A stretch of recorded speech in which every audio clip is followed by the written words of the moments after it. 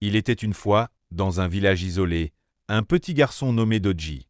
Depuis son enfance, il rêvait d'échapper à la pauvreté qui rongeait sa famille. Chaque soir, il regardait les étoiles en murmurant « Un jour, moi aussi je brillerai comme vous, et plus jamais je ne connaîtrai la faim. » Mais ce désir brûlait en lui comme une flamme insatiable. Plus il grandissait, plus il se disait que les moyens humains ne suffisaient pas pour atteindre la richesse dont il rêvait. Une nuit, alors qu'il errait seul près de la forêt interdite, il entendit une voix qui semblait venir du vent. « Je peux exaucer ton vœu. » Mais à quel prix? Doji sentit son cœur s'arrêter.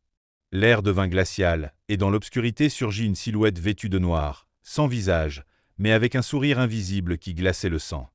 La voix continua. « Donne-moi ce que tu es, et je te donnerai tout ce que tu veux. » Le garçon, effrayé mais fasciné, finit par tendre la main. Et ce soir-là, il vendit son âme.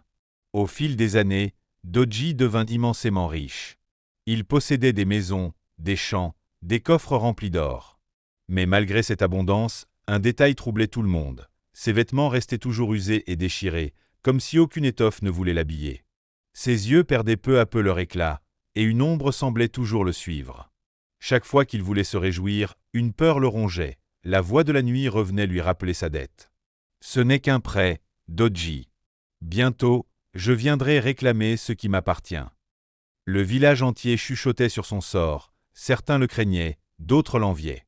Mais personne n'osait s'approcher trop près, car autour de lui, un froid inexplicable s'installait toujours. Les années passèrent, et la richesse devint pour lui un fardeau. Ses coffres débordaient d'or, mais il n'avait personne avec qui partager. Ses habits restaient toujours en lambeaux, son corps s'affaiblissait, et ses nuits étaient hantées de cauchemars.